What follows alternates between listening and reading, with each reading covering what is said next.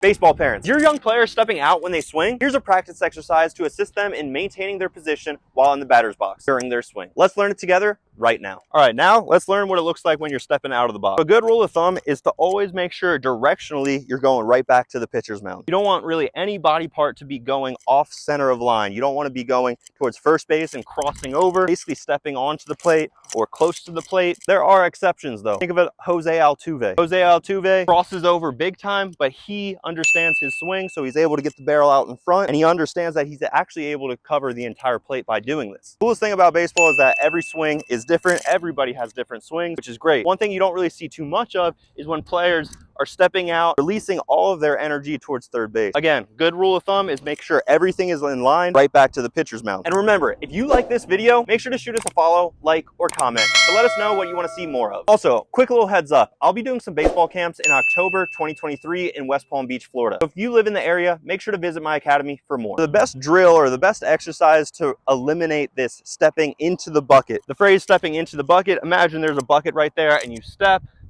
into the bucket. The best exercise to avoid this is to bring an extra baseball bat and basically put it right here, right on your heels. And I guess I'll give you two examples of what this exercise could really look like. For the most part, this is the best and most effective. So as you get into your stance, wherever your heels are, put a baseball bat behind you and make sure that it's in a perfect line to the pitcher's mound. As you swing, you want to make sure that you hold your finish, and you also want to be cognizant to not step onto that bat. Step onto that bat, you could possibly roll your ankle, and that might cause an injury. So the more aware you are with stepping out, it's going to be triggered in your mind to not do that and step directly to the pitcher's mound. Do this for a couple of weeks, and I guarantee that your muscle memory will take over, and you're going to be stepping in line with the pitcher's mound. Another drill is to simply use a simple turf batter's box with the lines on it. When you're hitting in the cage, there's no rules that you have to step in the batter's box. You could always step basically a little bit forward and put your heels on that white line closer to the plate. When you're doing such, make sure when you're swinging, you swing, and then after the fact, you check and see where your feet are. If you see your feet are opening up towards third base or shortstop, that means you're not perfectly in line. Ideally, when we're striding, we want to make sure that we're perfectly in line with the pitcher, and that's going to help out with direction. I was talking with our performance specialist. He's basically a biomechanics guy who understands baseball, understands the baseball swing, and he said the two most important things in baseball in the swing